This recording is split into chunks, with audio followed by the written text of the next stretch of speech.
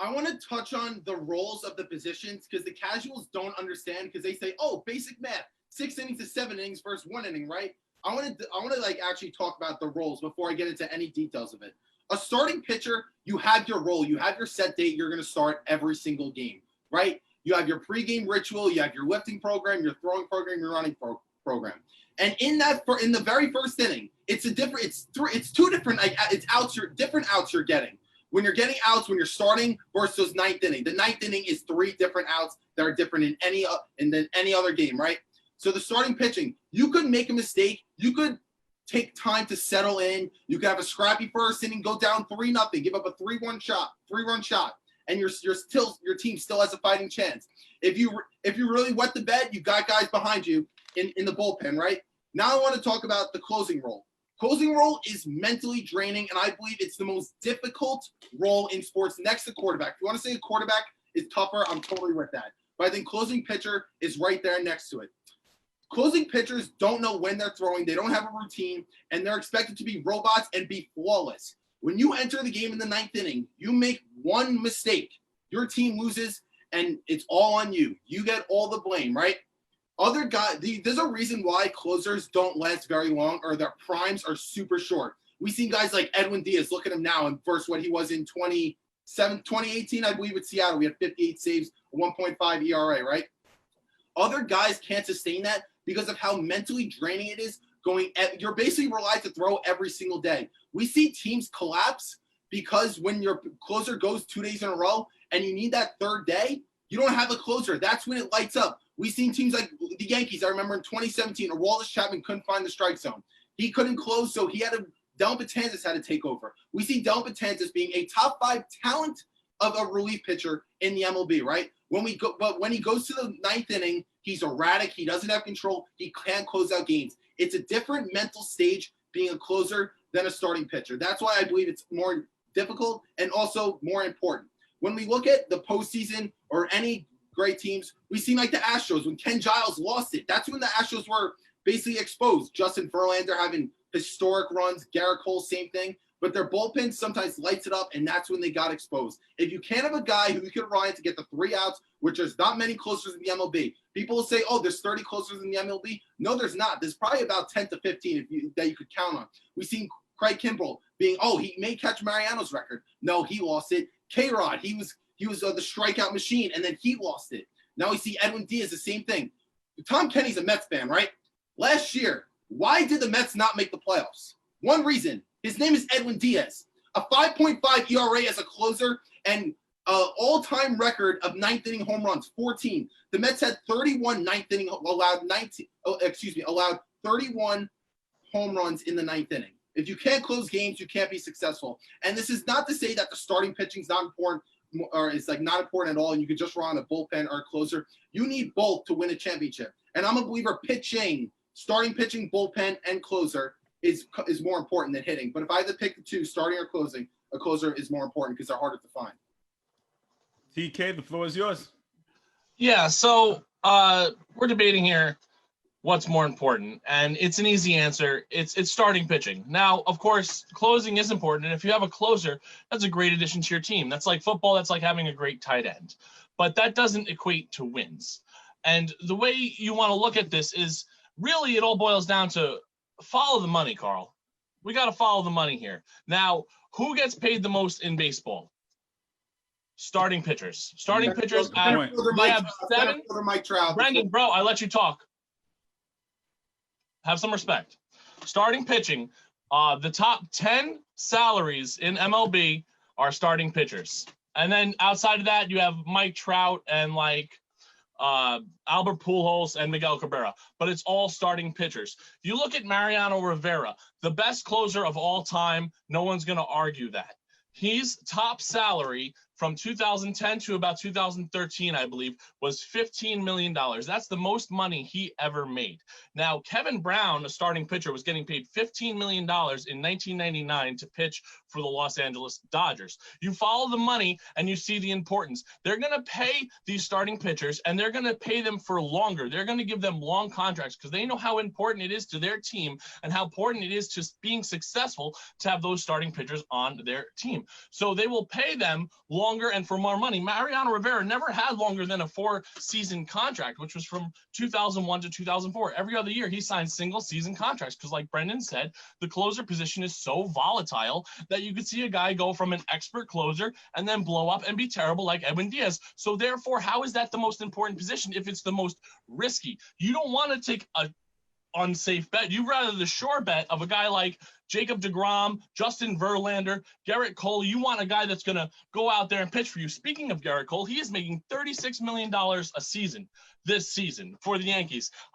He is making the most money in the MLB, more than Mike Trout, more than anyone else, because starting pitching equates to wins. If we look at World Series champions just from the past couple of years, who was the Nationals closer last year? It was Sean Doolittle. He had an ERA over 5. They didn't have a closer. They still won the World Series. You look at all the World Series champions for the past 6 years, going back to 2014 with the Giants, every single staff except for the Kansas City Royals had a Cy Young Award winner on their staff, because pitching is important. You build around your starting pitching, and then everything else falls into place. The bullpen will fall into place.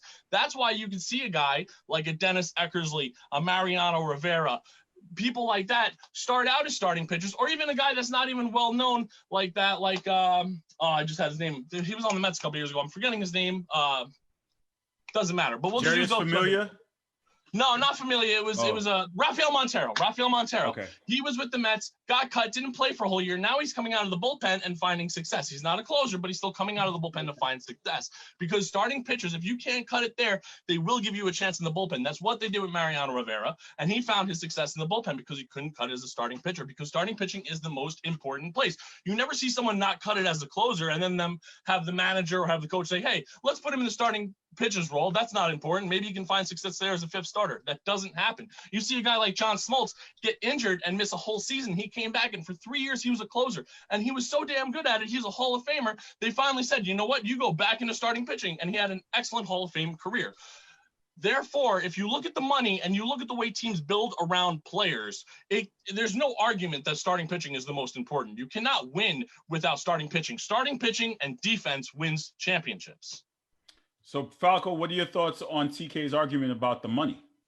I don't care about money. I want to talk about actually baseball and actually winning games. He said, wait, hold on. According to Tom Kenny, starting pitching relates to wins, not pitching, starting pitching. I'm totally with you on pitching, period. Like both the starting pitching, bullpen, and closer relates to wins. But Jacob deGrom in 2018, why was he the Cy Young winner when he went 10-9?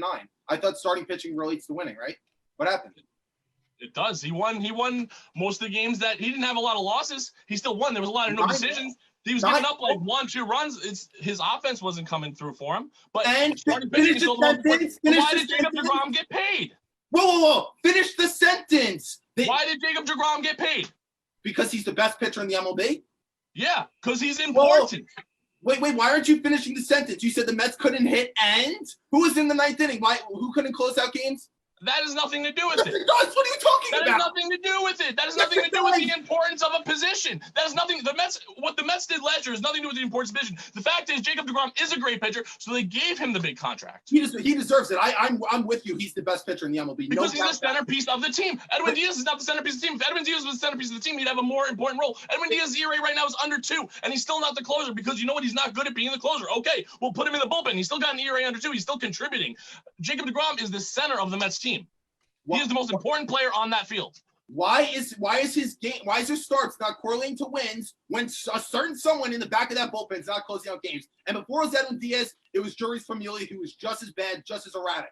It doesn't matter because if Jacob deGrom doesn't get them to the 9th inning, what does it matter? He holds down the team. He allows 1 run, 2 runs, maybe less. And then if the bullpen blows it, that is terrible. That is terrible. That happens in baseball. That's why you see in the World Series in 2001, they brought Randy Johnson in to close Game 7. And you saw with the Giants in 2014, they brought in Madison Bumgarner because the starting pitcher is where you put your money because it's your best pitcher. It's the most important position on the field. So they'll bring in their best pitcher, who is undoubtedly their starting pitcher, to close the game because they need a good pitcher. And that's what they're building around.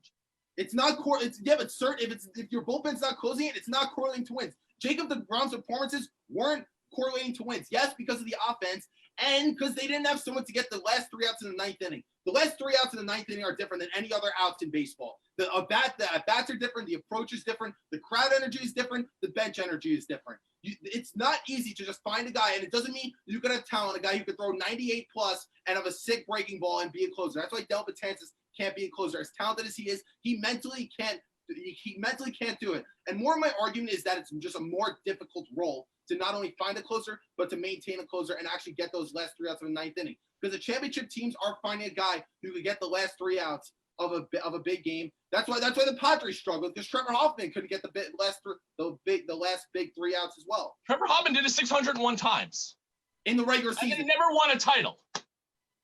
Yeah. They got swept in the World Series with one of the best closers to ever live. They still got swept.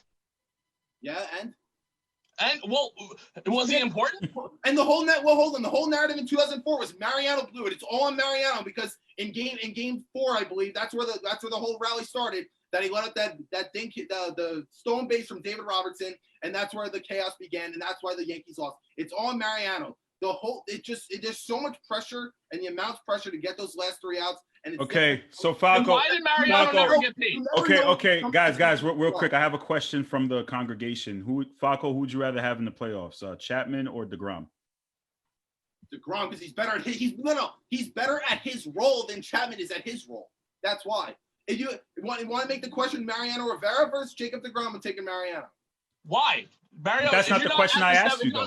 That's not. You can't change the question. That's not what I asked you. You can't change the question. Because you're asking the best pitcher in the MLB versus a good closer who's proven to be inconsistent. Which a huge reason why the Cubs won the World Series in 2016 was Aroldis Chapman, where they absolutely abused him, and they ended up winning the World Series. Even though they got lucky. He pitched that Game 7. He pitched like crap. Exactly.